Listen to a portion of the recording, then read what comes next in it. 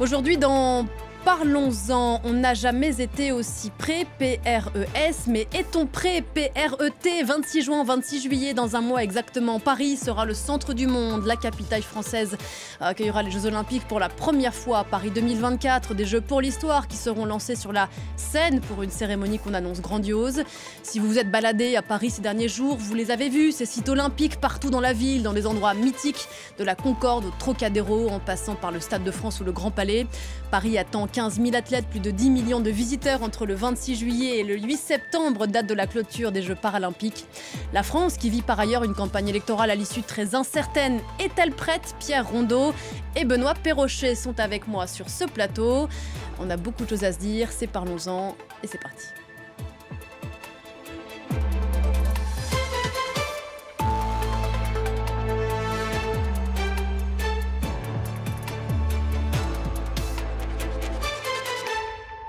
Bonjour Pierre Rondeau. Bonjour. Et bienvenue sur ce plateau, économiste du sport, chroniqueur entre autres à l'Équipe TV. Et bonjour Benoît Perrochet. Bonjour Patron des sports ici à France 24. Avant de vous entendre tous les deux répondre à la question que pose cette émission, la France est-elle prête pour les Jeux?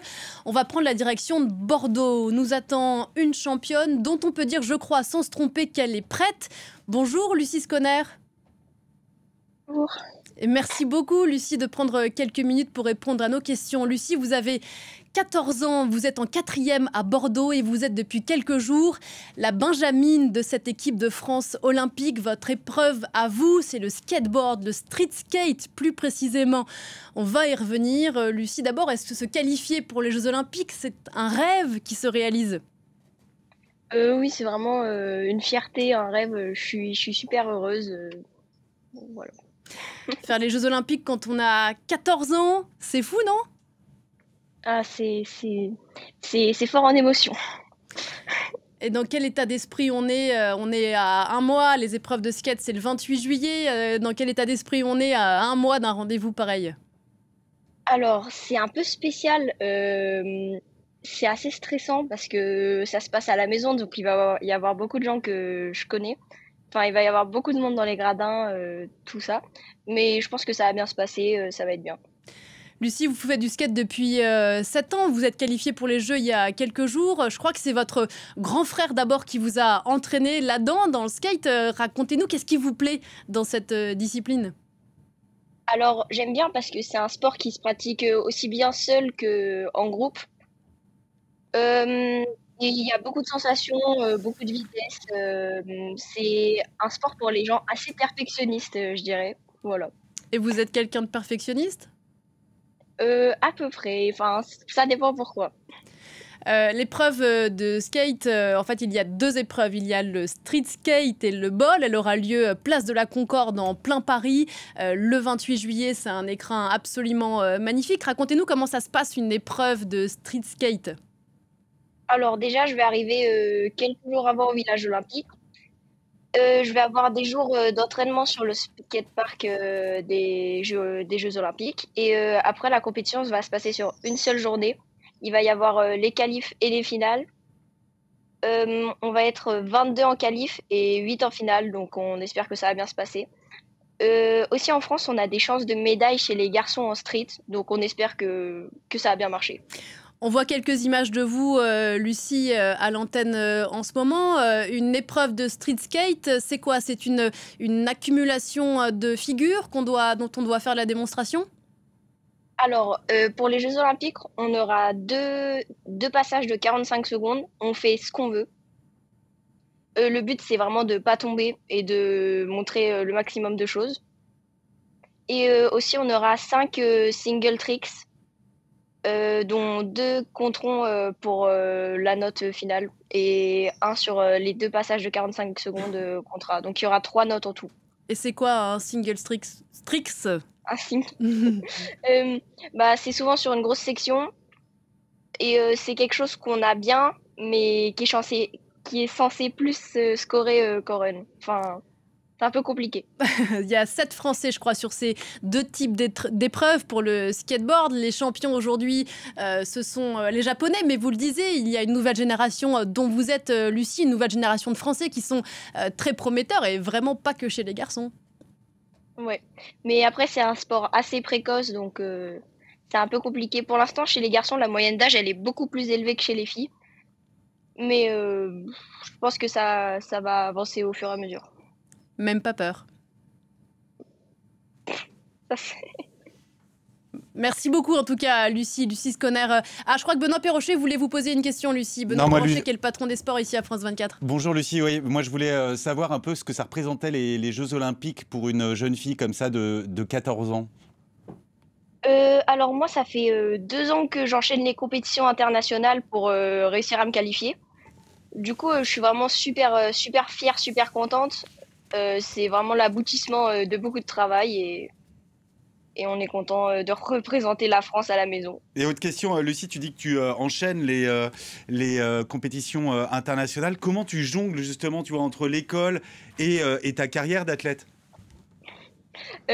Alors, j'ai la chance d'être assez bonne élève. Donc pour l'instant, je suis à l'école normale. Mais c'est un peu compliqué parfois de réussir à tout rattraper. Mais j'ai des profs qui aident beaucoup, un établissement qui m'aide beaucoup aussi pour les cours, tout ça. Bon bah Mais c'est un peu compliqué. bonne élève, championne de France 2023 et peut-être bientôt médaillée olympique. Merci beaucoup Lucie d'avoir répondu à nos questions ce matin. On vous regardera bien sûr le 28 juillet pour l'épreuve de skateboard. C'est la deuxième fois après Tokyo que le skate est au jeu. Merci beaucoup et très bonne journée Lucie à Bordeaux. Benoît, Pierre, on a de très belles pépites sportivement en équipe de France pour ces Jeux 2024. De très belles pépites et c'est la marque vraiment de la formation française qui reconnaîtra le monde. Je rappelle que effectivement le président Emmanuel Macron avait en 2021, après les Jeux de Tokyo, annoncé, ambitionné, prévu que la France ait au moins 80 médailles aux Jeux Olympiques, qu'elle batte le record d'Atlanta en 96 où on avait eu 15 médailles d'or il me semble, et que ce record soit battu pour Paris 2024.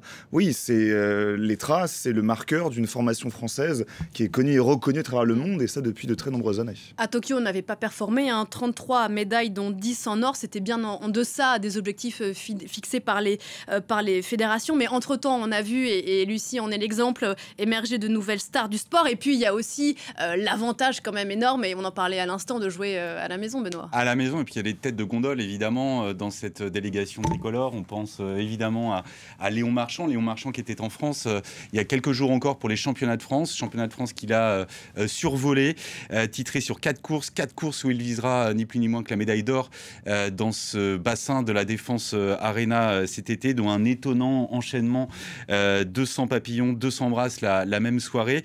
C'est un phénomène, déjà le quintuple champion du monde. Il n'a que 22 ans, exilé aux États-Unis depuis maintenant 3 ans. Il s'entraîne sous la houlette, et on le connaît bien dans le monde de la natation, d'un certain Bob Bowman, qui a été l'entraîneur historique d'un certain Michael Phelps, le recordman de médailles en natation, 23 médailles d'or pour l'Américain. Léon Marchand, qui n'est pas non plus, si vous voulez, le Golgoth qu'on a l'habitude de voir un peu dans les bassins de natation. Il fait 1m83, 70 kg. Sa force, eh bien, ce sont ses grandes mains, ses grands pieds, mais également ses coulées. Il nage un peu comme une torpille. C'est ce que disait Bob Bowman. Sa vraie force, c'est vraiment sous l'eau. Ouais. On voit derrière vous, Benoît, les autres chances de médailles. En judo, on a vu Teddy Riner à l'instant, Clarisse Abdeneno derrière vous. On a vu Vaine Fierro en surf, qui a remporté il y a quelques jours la finale à domicile à Tehupo, sur cette vague mythique où vont se dérouler les Jeux du championnat du monde de surf. Vous avez parlé de Léon Marchand, on peut parler aussi de Sarah Balzer, numéro 1 mondial en escrime, et puis des frères Lebrun, dont on va peut-être découvrir quelques images. Incroyable parcours de ces deux jeunes en tennis de table. On va voir des images tennis de table. Ils disent les deux. On va voir quelques images des frères Lebrun et on se retrouve juste après. Partout où il passe, les matchs se jouent désormais à guichet fermé. Plus de 1000 personnes ce jour-là, un mardi soir à Nîmes, du jamais vu. Un public venu voir du tennis de table, mais surtout Félix Lebrun, 17 ans. Et son frère aîné, Alexis, 20 ans. Les deux prodiges du ping-pong français, victorieux en équipe ce soir-là, devant un public souvent novice, mais déjà conquis. Après leur nouvelle victoire sur le terrain, les frères Lebrun troquent leur raquette pour un stylo. Car une autre rencontre tout aussi sportive débute, celle avec leurs fans, toujours plus nombreux. On est content de jouer dans des salles quasi pleines comme ce soir, donc c'est normal de rendre aux gens qui sont venus nous soutenir, donc on fait ça avec plaisir. On se régale, on fait ça maintenant régulièrement après les matchs, c'est cool, donc ça fait plaisir. Le phénomène Lebrun, c'est d'abord l'histoire de deux frangins nés dans l'Hérault, une raquette dans les mains. Dès que le plus jeune, Félix, tient debout, les matchs s'improvisent dans le salon familial. Il faut qu'on termine un match. Leur papa, ancien numéro 7 français, leur donne le goût de la compétition, sans jamais devenir leur entraîneur. Pari gagnant, les deux têtes blondes trustent les podiums avec très vite un rêve affiché dès 2018. L'objectif incroyable serait d'aller au JO et puis un objectif réalisable c'est d'être fort. Moi c'est Paris 2024. La route d'une médaille olympique passe par des séances atypiques. Un coup d'échec entre deux coups de raquette pour travailler la matière grise. Aujourd'hui, l'aîné Alexis, double champion de France en titre, est dans le top 20 mondial. Félix, le cadet, est lui le 6e meilleur joueur du monde, premier joueur non chinois du classement. Avec les frères Lebrun, tout est toujours prétexte au jeu. Pour ceux de Paris, ils seront une chance de médaille, 24 ans après la dernière récompense olympique dans la discipline. Voilà, autre image que je voulais qu'on regarde de ces jeux en préparation, c'est la piste violette du Stade de France. Elle vient d'être inaugurée. On a commencé à s'entraîner dessus. Voilà cette piste sur laquelle il va y avoir bien sûr les épreuves reines de ces JO, le 100 mètres notamment. Pierre, ce qu'il faut préciser, c'est qu'on est à un mois des JO, mais on ne connaît pas encore, et c'est le cas pour les autres délégations, j'imagine, l'intégralité de la délégation française parce que les qualifs sont encore c'est encore en cours. Tout le monde n'est pas encore officiellement qualifié. On sait que par exemple Lavillenie tente. Renaud Lavillenie pour la Lavillenie en saut à la perche tente vainement de se qualifier. Pour l'instant, c'est pas le cas. Donc oui, il y a encore tout n'est pas terminé. On aura encore jusqu'à mi-juillet pour espérer participer à ces Jeux Olympiques. Il n'y a pas parce que beaucoup de gens s'imaginent que parce qu'on joue à domicile, on serait automatiquement qualifié. Ce qui n'est pas le cas. Les athlètes français doivent avant passer les minima. Il n'y a pas un bonus domicile. Oui, c'est pas parce qu'on organise que tout de suite tous les sportifs français pourraient participer. Il faut passer les minima et effectivement c'est encore en cours et certains des sportifs français, sportives françaises espèrent se qualifier. C'est qualifié en revanche, c'est bon pour Kevin Meyer. Kevin Meyer, effectivement, qui s'est qualifié, mais alors par le chat de l'aiguille in extremis, c'était lors des championnats d'Europe à Rome, 5e du décathlon, premier décathlon qu'il terminait depuis 2022, depuis quasiment 2 ans, le recordman du monde, 32 ans, ralenti évidemment par les blessures, on en a beaucoup parlé ces derniers mois, pas beaucoup de repères avant d'arriver à Paris, mais soyez-en sûrs, avec le caractère, sa personnalité, devant son public, il va vouloir exceller évidemment dans ce Stade de France. Sachez que lors des mondiaux d'athlétisme l'année dernière, le bilan de la France avait été catastrophique. Une seule médaille, elle était en argent pour le relais homme, le 4x400, si mes souvenirs sont bons, qui avait valu d'ailleurs aux dirigeants de la Fédération française d'athlétisme une convocation au ministère des Sports. Après les championnats d'Europe à Rome qui sont déroulés début juin, on a des raisons de croire qu'on pourrait décrocher quelques médailles lors des JO cet été à Paris, puisque lors des Europes, on a décroché 16 médailles, dont 4 en or. Deuxième au classement des médailles, assez loin derrière l'Italie, mais devant la Grande-Bretagne, ce qui est toujours une petite satisfaction pour les sportifs. Sachant qu'une délégation, je l'ai appris en préparant l'émission, c'est plusieurs centaines de sportifs. On était 400 tricolores à Tokyo. Statut de pays hôte oblige, on pourrait être entre 550 et 600 sportifs, rien que pour la délégation olympique française. Maintenant qu'on a fait un gros cocorico pendant un bon quart d'heure, Pierre, pour dire à quel point on avait des immenses chances de médailles pour ces Jeux, parlons des infrastructures, parlons des transports, parlons logement, parlons état d'esprit. On s'était vu, Pierre, il y a 3 mois pour les 4 mois de décompte avant le début des Jeux. On est là à 1 mois. Est-ce qu'on est prêt, Pierre? Dites-nous. Bien sûr qu'on sera prêt. Je pense qu'il faut sortir de ce côté pessimiste. Critique, on le sera toujours. Et à la veille de l'événement, le 25 juillet prochain, à 24 heures de la cérémonie d'ouverture, on pourra continuer à dire qu'il y a toujours des problèmes de sécurité, de scènes polluées et autres. On critiquera toujours parce que finalement, on ne fait qu'observer des choses évidentes. Mais on sera prêt. La France a une expérience au niveau des grandes compétitions sportives internationales. On a récemment organisé l'Euro de football, la Coupe du monde féminine de football, la Coupe du monde de rugby. Il y a beaucoup d'événements qui ont lieu en France, des matchs de NBA, des tournois de UFC en MMA, de hand aussi, la Coupe du Monde de hand à la fois masculine et féminine en France. On a une expérience, on a un savoir-faire. Alors, vous me direz effectivement que la conjoncture actuelle pourrait faire que une inquiétude qui se rajoute aux précédentes, les législatives, quid d'un prochain gouvernement s'il venait à changer. Il y a beaucoup d'éléments qui peuvent se rajouter à cette forme pas de marasme, mais en tout cas d'inquiétude face à un événement. Je rappelle, ça reste les Jeux Olympiques, donc c'est l'événement le plus regardé au monde, l'événement le plus important au monde. Donc oui, il y a une inquiétude, mais on sera prêt, j'en suis allé à 99% persuadé. Il peut toujours avoir un aléa, mais on ne le souhaite pas. Je touche du bois, même s'il n'y en a pas. Ce plateau n'étant pas en bois. Oui, mais on sera prêt.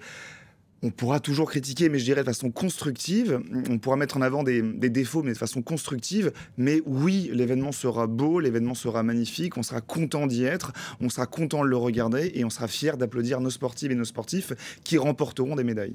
D'ailleurs, vous avez évoqué la NBA. J'en profite pour dire qu'on a parlé des chances de médailles. Je reviens sur le cocorico tricolore. On a aussi beaucoup de chances de médailles en sport co, en basket, en hand. Et en foot, évidemment, même si l'autre star de la délégation tricolore, c'est Victor Wembanyama qui va évidemment enflammer les parquets pour ces Jeux. Benoît, vous avez rencontré hier l'une des porte-paroles de Paris 2024. D'accord avec Pierre sur le fait qu'on sera prêt. Oui, elle n'allait pas dire autre chose.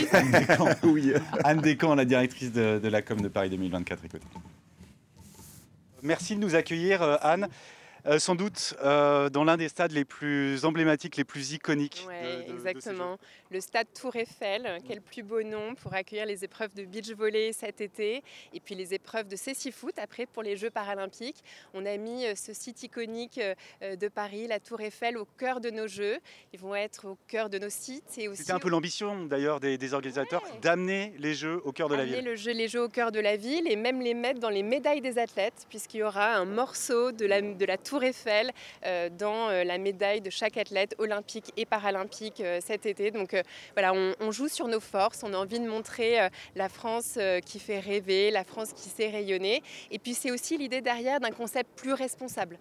Derrière, ce sont 95% de sites existants et temporaires qui nous permettent de réduire les émissions carbone. Là, on est d'ailleurs dans un stade éphémère. Là. Oui, c'est un stade éphémère qui va totalement disparaître après la compétition. L'ensemble des gradins, l'ensemble des éléments vont être réutilisés. C'est ça le marqueur de nos Jeux.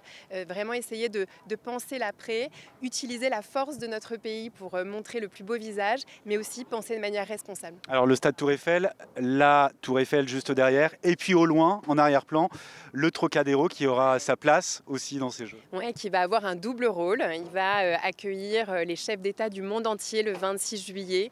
C'est là que la cérémonie d'ouverture se terminera le 26 juillet, après cette parade le long de la Seine, où plus de 300 000 personnes vont avoir la possibilité d'assister à cette cérémonie. C'est inédit, et c'est aussi inédit parce que 2/3 auront des accès gratuits. On voulait vraiment que cette cérémonie soit populaire. Et ce site va aussi devenir un site gratuit pendant les Jeux, qui va permettre pour la première fois à des personnes qui n'ont pas de ticket de pouvoir célébrer les médaillés des Jeux. C'est inédit. On avait vraiment envie que cette communion entre les athlètes et le public soit la plus forte possible, la plus ouverte possible. Et donc pour la première fois, en vous inscrivant gratuitement, vous pourrez célébrer les plus grands champions des Jeux. Alors Anne, on est à tout juste un mois de cette cérémonie d'ouverture.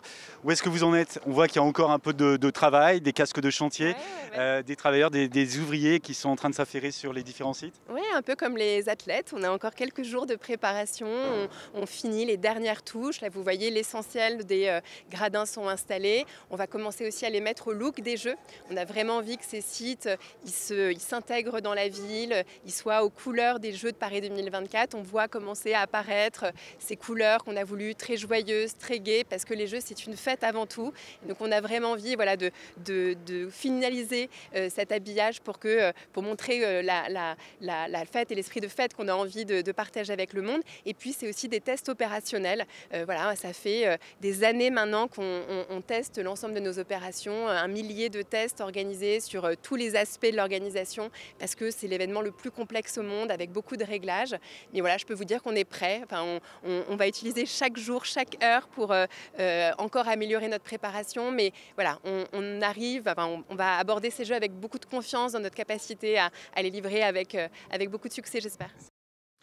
Pierre, au baromètre de l'état d'esprit des Parisiens, qui dit quand même beaucoup de l'état d'esprit général vis-à-vis de ces jeux, on sent quand même depuis quelques jours qu'il y a une espèce d'admiration qui monte rien qu'au niveau des infrastructures, parce que c'est vrai que quand on se balade dans Paris, on voit quand même des installations qui font assez rêver. Je ne vais pas me permettre de parler à la place de tous les Parisiens, mais étant moi-même parisien, je le vois et je le constate. C'est vrai que maintenant, les beaux jours sont revenus. On voit dans les transports en commun maintenant des indications et des informations sur ces JO qui vont arriver. Voilà, c'est très bientôt, c'est dans un mois finalement, donc ça va arriver très vite.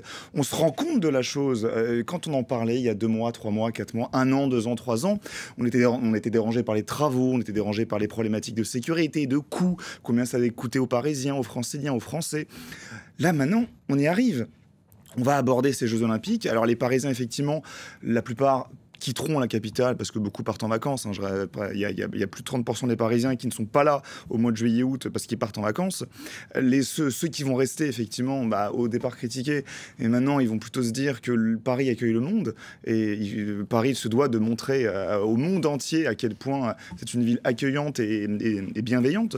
Donc oui, tout ce côté très franco-français, je dirais, de critique avant, grincheux, on l'avait et on l'aura toujours, mais au fur et à mesure qu'on avance, progressivement, on tend vers une espèce de pas de béatitude, mais en tout cas de satisfaction, de plaisir, de fierté, surtout d'accueillir, je rappelle encore une fois, l'événement le plus important au monde. Alors, on va évoquer quand même les sujets qui fâchent. Benoît, votre invité disait à l'instant qu'il y avait eu quantité de tests faits pour assurer la faisabilité de l'événement. Il y a des tests négatifs qui sont revenus ces derniers jours. C'est ceux sur la qualité de l'eau de la Seine. Ouais. On est à J-30. À ce jour, les épreuves de natation ne peuvent pas avoir lieu dans la Seine. Absolument. Il y a des prélèvements qui sont faits quasiment quotidiennement dans la Seine autour du pont Alexandre III, où se dérouleront les épreuves de triathlon, l'épreuve de natation et puis bien sûr les épreuves de natation en eau libre. Ça ne vous a pas échappé, on a eu un printemps un peu pluvieux. Il a plu 2 fois plus cette année qu'à la même époque l'an dernier. Ces eaux de pluie, évidemment, alors il y a un débit qui est beaucoup plus fort de la Seine aujourd'hui, et puis ces eaux de pluie, elles charrient toute une quantité de déchets qui se retrouvent dans la Seine, et les analyses, c'est vrai, ne sont pas bonnes. Si les épreuves devaient avoir lieu aujourd'hui, elles seraient tout simplement différées. Elles ne pourraient pas, ça ne répond pas aux normes des fédérations internationales. L'été dernier, la mauvaise qualité de l'eau de la Seine avait déjà provoqué l'annulation des épreuves de Coupe du Monde d'eau libre et perturbé le test event en triathlon. Le plan baignade lancé en 2016, 1,4 milliard d'euros pour assainir la Seine, et un vrai risque que les épreuves donc, de triathlon soient amputées de cette épreuve de natation. Mais avec le retour du beau temps, il fait beau depuis 2 jours, la qualité... Oui, pour l'instant, la maire de Paris, Anne Hidalgo, promet toujours qu'elle va se baigner après aux alentours du 14 juillet. Par là, oui, Pierre, on ne sait, sachant que pour ceux qui ne connaissent pas l'histoire, c'est un serpent de mer, cette promesse il y a du son, voilà. C'est une promesse, un serpent de mer qu'on fait X président de la République se baigner dans la Seine. Est-ce que ça peut être reproché à une organisation que cette épreuve ne puisse pas avoir lieu en temps et en heure ? Ça pourrait être reproché parce que c'était vraiment un élément de communication, mais je rappelle même le principe de ce que veut être et ce que peut-être sera Paris 2024 et ces Jeux Olympiques, c'est que depuis le départ, contrairement à d'autres Olympiades, je pense notamment à Rio en 2016, les organisateurs ont voulu que ça se passe dans la ville, dans Paris, avec des compétitions sportives qui ont lieu au pied de la Tour Eiffel, le long de la Seine, à côté de Notre-Dame de Paris, vraiment au cœur de la ville. Et donc de fait, organiser un triathlon et une épreuve de nage en eau libre dans la Seine avec des caméras qui filmeront le départ sur le pont Alexandre III. Rio, par exemple, ou même Londres en 2012, le problème n'a pas eu lieu puisqu'ils ont exporté les compétitions à plus de 30 km de la ville. Ils ont certes tout construit, ça coûtait très cher, mais au moins ils n'avaient pas ces problématiques à la fois de logistique, de sécurité, de pollution, pour le cas Paris et parisien. Là, l'ambition des organisateurs et du COJOP, du comité d'organisation, ça a été de pour les caméras du monde entier, d'organiser voilà, une épreuve de cyclisme à Montmartre, une épreuve de triathlon sur le pont Alexandre III, une épreuve de beach volley au pied de la Tour Eiffel, des épreuves dans le Grand Palais, dans le Petit Palais, vraiment au cœur de la capitale. Donc, c'est joli pour le côté carte postale, mais en termes de logistique, c'est très compliqué. La Seine, oui, ça fait des siècles qu'on s'y est pas baigné, ça fait des siècles qu'elle est polluée, ça fait des siècles qu'on s'est pas préoccupé de cette problématique, si je puis dire. Et donc, il faudrait régler le problème pour assurer cette ambition pour le mois d'août prochain. C'est compliqué, et c'est vrai que ça a été dit, effectivement, si en août prochain, la Seine n'est pas praticable, il n'y a pas de plan B. Ça a été annoncé par les organisateurs. Si on ne pourra pas se baigner dans la Seine, si malgré les reports et les multi-reports, si au final il n'y a pas de possibilité, l'épreuve va se transformer en duathlon. Vous n'aurez que la course à pied et le vélo sans la natation. Donc ça posera problème. Maintenant, si c'est un succès, rendez-vous compte des images. Si c'est un succès, on verra le triathlon, la nage en eau libre, dans la Seine, au pied des monuments parisiens, en partant du pont Alexandre III. Ça peut être très joli. C'est très ambitieux. Si ça réussit, on va applaudir pendant un siècle. Si c'est un échec, on pourra le rappeler, on pourra s'en rappeler. Mais après tout, se baigner. Je pense aux athlètes, les nageurs en eau libre qui ils ont envie les athlètes, ça les fait rêver. Ah oui, non mais plusieurs athlètes qui font ou du triathlon ou de la nage en eau libre nous disent, nous habituellement et tout au long de l'année, on nage très souvent dans des eaux dont la qualité... Qui sont de moindre qualité que celle de la Seine aujourd'hui. Ouais, ça arrive. Et puis on parlait de Rio, mais on avait parlé aussi de la qualité de l'eau à Rio. C'est vrai qu'un an avant, il y avait des problématiques dans la baie de Copacabana. L'anecdote, c'est qu'un an avant, pour des épreuves de test dans les infrastructures olympiques, sur l'épreuve de nage en eau libre, la plupart des athlètes avaient des problèmes suite à des problèmes de santé suite à cette compétition. Moi, j'imagine la déception, la colère même des nageurs en eau libre si jamais leur épreuve était tout simplement annulée après avoir passé autant de mois, autant d'années à se préparer pour une échéance comme celle-ci, quoi. Écoutez, on verra. Il reste un mois avant les épreuves de natation. On se retrouve dans 3 minutes, juste après la pause pour la suite de cette discussion. À tout de suite.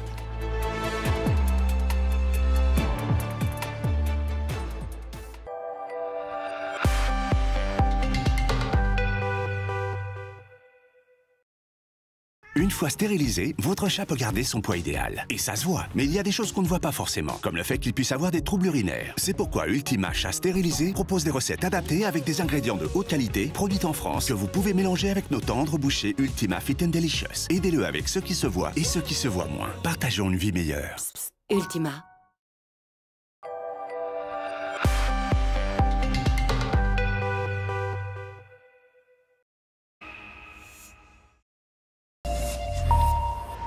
– 10h30 ici à Paris, c'est Parlons-en consacré aujourd'hui à ce décompte qui s'affole, J-30 avant les Jeux de Paris, 26 juin, 26 juillet, dans un mois tout juste, l'ouverture des Olympiades d'été pour la première fois dans la capitale française. On en parle avec vous Pierre Rondeau, économiste du sport, chroniqueur à l'Équipe TV.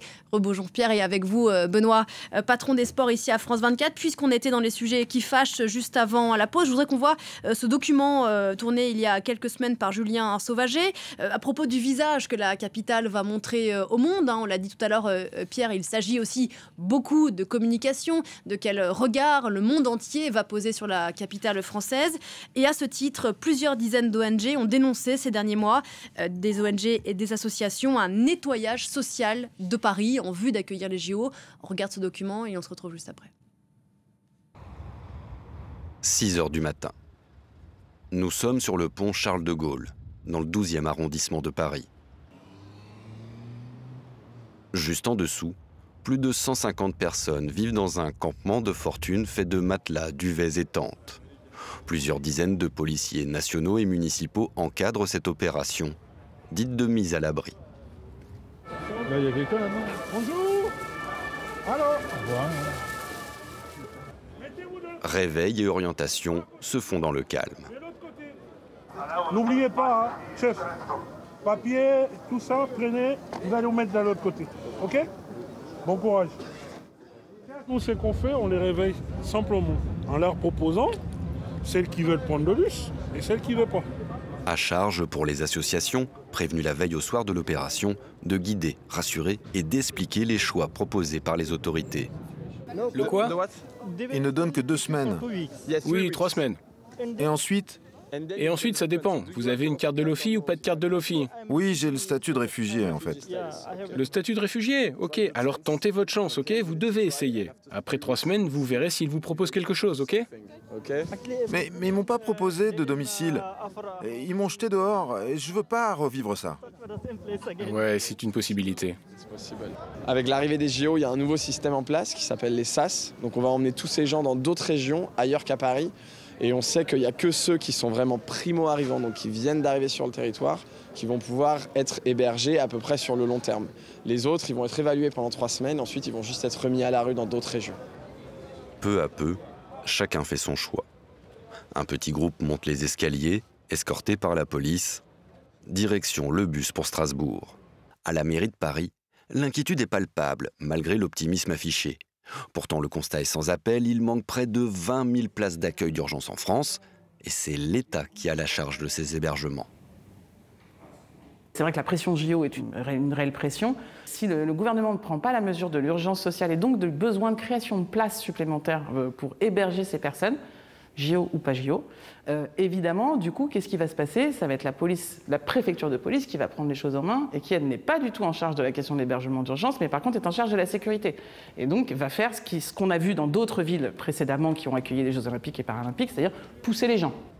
Le gouvernement réfute les accusations de nettoyage social en vue des Jeux Olympiques, préférant parler de répartition de l'accueil d'urgence au niveau national.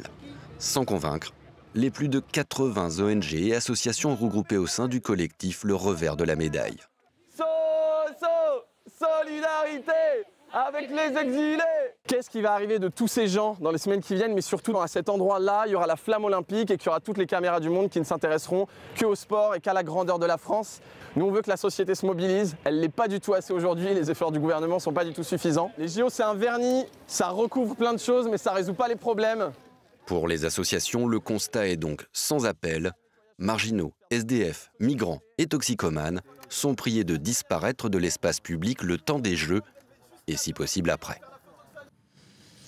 Pierre Rondeau, le revers de la médaille, c'est une réalité aussi, de ces Jeux. Malheureusement, oui, et ça a été très bien dit dans le reportage, les JO ne vont pas solutionner le problème, ça ne fait que le décaler, le reporter, le cacher le temps de l'événement. Alors, à tort ou à raison, mais en tout cas, effectivement, il y a cet exil social, cette délocalisation des marginaux, des SDF, des migrants vers d'autres villes de province. Le problème, c'est que, solution ou pas, le problème n'est pas réglé. On n'a pas solutionné le problème. On parlait aussi des toxicos, il y a beaucoup de problèmes de crack dans la ville de Paris et dans le nord de Paris. On déplace le problème, on peint le problème, on le recouvre, on le met sous le tapis, mais après l'événement des Jeux Olympiques, ils vont revenir, ou en tout cas, il y aura toujours ces problèmes de toxicomanie, de trafic de drogue, de migrants, de SDF dans la ville de Paris. Alors oui, pendant l'événement, effectivement, ça ferait mauvais genre et mauvaise image de voir au milieu des fans de sport et des sportifs de haut niveau ces problématiques sociales et sociétales. Mais en même temps, on le savait depuis 2017 qu'on allait accueillir l'événement. Depuis 2017, on aurait dû trouver des solutions pérennes pour solutionner, pour corriger ces problématiques. On n'a rien fait, et depuis 2007, est-ce que le problème s'est envenimé? En tout cas, on a toujours ces problématiques sociales, sociétales. On n'a rien fait, maintenant on délocalise, maintenant on reporte, maintenant on met sous le tapis. On peut le critiquer à raison, je dirais, mais on n'a pas solutionné, on n'a pas réglé, on n'a pas la solution de long terme. Autre sujet, Benoît, qui a été évoqué dans le sujet, celui de la sécurité. Ce n'est pas un petit sujet. Et notamment autour de l'organisation de la cérémonie d'ouverture. C'est la première fois qu'une cérémonie d'ouverture des Jeux est organisée hors d'un stade, en l'occurrence sur la Seine. Là encore, c'était la grande promesse des organisateurs des Jeux. On est à un mois. Est-ce qu'on peut dire pour sûr, le 26 juillet, on sera sur la Seine? Le dispositif de sécurité, il a été détaillé par Gérald Darmanin il y a déjà plusieurs semaines. Laurent Nunez, je l'entendais ce matin chez nos confrères de France Inter, le préfet de Paris qui indiquait que Paris serait prêt. Je rappelle 45 000 policiers, faut se rendre compte, 45 000 policiers et gendarmes qui vont sécuriser cette cérémonie d'ouverture qui va se dérouler donc entre le Pont d'Austerlitz et le Trocadéro. C'est 7 km à sécuriser, 360 000 spectateurs plus tous les gens, les spectateurs qui seront sur les balcons balcons des immeubles environnant la Seine. Et puis 30 000 policiers chaque jour seront mobilisés pendant toute la compétition jusqu'au 11 août. C'est un dispositif inédit en France pour un tel événement sportif. C'est évidemment l'image aussi de la France. On a envie que tout se passe bien, que la France va renvoyer au monde. Il y a quand même un plan B pour la cérémonie d'ouverture. Si les conditions de sécurité ne sont pas remplies, on se rapatriera au stade. Alors, le plan B, c'est qu'il n'y ait plus de déambulation, c'est de parade, mais une parade plutôt statique autour du Trocadéro. Je dis le Stade de France, n'importe quoi. Mais le Stade de France, c'est un plan. Alors, c'est une option, mais qui est compliqué parce que le Stade de France sera occupé par le tournoi de rugby à 7 au moment de la cérémonie. Et là, ça fait des années qu'ils préparent pour une cérémonie sur la Seine avec des bateaux, avec des événements dans ce cadre-là. Et il faudrait tout de suite, en quelques jours, finalement, parce que c'est dans un mois la cérémonie, changer tout le plan pour le faire dans un stade, dans un lieu clos qui sera occupé par le rugby à 7. Donc le seul plan B aujourd'hui officiel, parce qu'on avait jusqu'ici des gens qui nous disaient qu'ils n'avaient pas de plan B, il y en a un, il est officiel, c'est statique au Trocadéro, au pied de la Tour Eiffel. Sachant que, Pierre, on ne va pas faire comme si ce sujet n'existait pas. La France va vivre des élections législatives dans 4 jours pour le premier tour qui peuvent faire basculer le pays.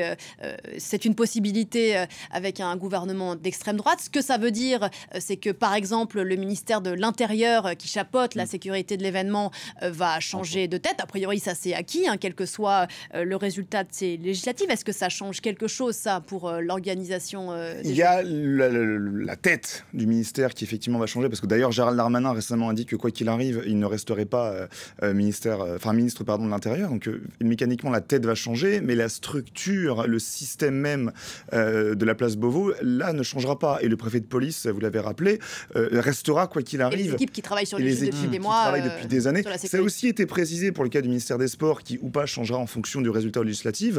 Il y a la tête, mais il y a toute la structure. Et au sein du ministère des Sports, pour les Jeux Olympiques, tout comme au sein du ministère de l'Intérieur pour la sécurité, que ce soit un gouvernement RN ou un gouvernement LRM d'Emmanuel Macron, majorité présidentielle, on n'aura, quoi qu'il arrive, aucun débordement, aucune problématique d'organisation de court terme. Effectivement, à plus ou moins long terme, ça pourrait changer. Effectivement, à plus ou moins long terme, on pourrait changer le préfet de police de Paris, on pourrait changer les choses, mais là, dans un événement qui arrive dans un mois, c'est pas dans l'intérêt du pays de tout changer et de tout bouleverser. Sauf qu'on ne maîtrise pas, Pierre, le climat social qui pourrait être provoqué par une éventuelle victoire de l'extrême droite ici. C'est autre chose. Alors, ça a été dit récemment dans un podcast donné par le président Emmanuel Macron qui s'inquiétait d'une probable... Le terme a été utilisé et je pense qu'il a été mal utilisé de sa part. Il a parlé de guerre civile en cas de victoire soit à la fois du Front Populaire ou du Rassemblement National. Mettre ça sur le tapis à un mois des Jeux Olympiques en disant qu'on pourrait avoir une guerre civile, on ne parle pas de conflit, on ne parle pas de manifestation, on parle de guerre civile. Quand on rappelle qu'il y aura effectivement 45 000 policiers réquisitionnés pour la cérémonie, 30 000 au quotidien pendant les Jeux Olympiques, et qu'à côté, on s'inquiéterait d'une probable guerre civile, en tout cas, on jetterait sur le tapis ce risque et cette possibilité, c'est pas fait pour calmer, pour apaiser, pour garantir une sécurité. Effectivement, on peut s'en inquiéter, on peut avoir le sentiment d'insécurité, parce que les termes ont été employés, on parle de guerre civile en cas de victoire de tel ou tel camp politique. On imagine ce que ça a pu provoquer comme sentiment chez les organisateurs. Benoît, il y a un sujet dont on n'a pas parlé. D'ailleurs, je n'oublie pas, bien sûr, qu'après les Jeux Olympiques, il y aura les Jeux paralympiques. Pour cela, je fais une petite réclame. Je signale qu'il y a encore beaucoup de places disponibles pour ces Jeux paralympiques à des tarifs bien plus abordables que pour les Jeux Olympiques. Il y aura aussi, et dans les mêmes écrins que ceux dont on a parlé tout à l'heure, mais avant de parler peut-être sportivement de ces Jeux paralympiques, un mot sur les transports. C'était aussi l'une des inquiétudes et l'un des points noirs de cette organisation. Sur l'accès aux personnes en situation de handicap dans les transports parisiens. Oui, c'est pas encore adapté, mais ça, on le sait que de toute façon, le métro parisien ne sera jamais pleinement à 100% adapté aux personnes à mobilité réduite. Des efforts ont été faits, des efforts sont faits, mais c'est vrai qu'on a fait des sujets, on a emprunté le métro avec des personnes à mobilité réduite. C'est encore extrêmement compliqué dans le métro parisien, mais c'était également le cas. Il faut aussi se souvenir qu'à Londres, on en a parlé de tout ça, qu'il y avait, ça permet de faire évoluer, de changer le visage d'une ville, mais on ne peut pas le changer de manière aussi soudaine, évidemment. Même s'il y a eu notamment cette semaine l'ouverture, le prolongement de la ligne 14 qui, elle, contrairement au vieux métro parisien, est tout à fait adapté aux personnes en situation de handicap. Ces Jeux paralympiques se joueront dans un agenda un peu différent. Pierre, les Parisiens, a priori, seront rentrés de vacances. Donc là, on va se retrouver vraiment, pour le coup, les Jeux dans la vie quotidienne des Parisiens. Ça aura lieu au mois de septembre. Alors, j'ai plus précisément les dates. Au 9 septembre. Et on est d'accord. Alors, j'ai plus les dates de la rentrée scolaire. Le 2 septembre, le Pierre, 2 septembre, la rentrée scolaire. Le 28 août, les Jeux paralympiques. Donc, on aura effectivement le jour de la rentrée scolaire des événements paralympiques dans la ville de Paris, sur les mêmes infrastructures que les Jeux olympiques. Donc oui, quand on parlait de tests des Jeux dans la ville, au milieu des Parisiens, oui, on pouvait rappeler qu'au mois d'août, certains Parisiens partent en vacances et possiblement il y aura un simple effet de remplacement entre les touristes sportifs et les Parisiens présents sur place, les locaux, si je puis dire. C'est vrai que les Jeux paralympiques, ça sera un vrai test parce qu'on aura la vie parisienne, les gens qui prendront les transports en commun, qui amèneront leurs enfants à l'école, qui iront travailler la journée, et au milieu de tout ça, les Jeux paralympiques. Alors, il y aura, effectivement, c'est une plus faible envergure, il y aura moins d'athlètes pour les Jeux paralympiques, mais tout de même, ça reste des Jeux paralympiques avec l'olympisme accolé. Mais des périmètres de sécurité qui resteront les mêmes. Les mêmes périmètres de sécurité, avec les mêmes risques sécuritaires, les mêmes risques terroristes, parce qu'un événement aussi médiatisé que des Jeux olympiques. Donc oui, là, on parle beaucoup des Jeux olympiques, mais les Jeux paralympiques, on doit le mettre en avant et il faut aussi en parler, il faut aussi s'assurer que l'événement soit un succès. Ouais, et sportivement, ça va être magnifique aussi. Oui, ça va être l'occasion aussi pour les Français. Des chances de médailles, absolument. Et puis ça va être l'occasion pour les Français de découvrir aussi une nouvelle discipline, de nouveaux athlètes, para-athlètes, pardon, c'est ce qu'il faut dire, avec des trajectoires de vie absolument hors du commun. On parlait du paratennis, du cécifoot, bien sûr, avec Pauline Desroulettes qui nous a souvent rendu visite ici, qui est l'une des plus belles chances de médaille. Arnaud Assoumani aussi, en athlète. En tennis fauteuil. Et c'est très important de le dire, Pauline, et de le rappeler. Effectivement, il reste des places et c'est très important pour l'image de la France que ces stades ne soient pas vides. Moi, je cite souvent l'exemple de Londres en 2012 qui avait pleinement réussi ces Jeux olympiques et ces Jeux paralympiques. Ça avait été diffusé, ils avaient fait des audiences absolument énormes. Ça avait aussi changé le regard des gens sur le handicap il faut qu'il y ait et la prise en compte du handicap. Il faut qu'il y ait du monde aussi au mois de septembre dans les stades pour accueillir ces Jeux paralympiques. On le rappelle, il y a encore des places disponibles à des tarifs qui sont plus accessibles que ceux des Jeux. Merci infiniment à tous les deux d'être venus ce matin sur ce plateau. Pierre, très bon jeu à vous. Je ne suis pas sûre qu'on refera un J-10, J-20 avant les JO. Alors merci beaucoup Pierre d'être venu ce matin. Benoît, bien sûr on se recroisera tout de suite. C'est les clips de campagne pour les élections législatives. On en parlait à l'instant. Premier tour dimanche prochain. On se retrouve juste après pour le journal de 11h. À tout à l'heure.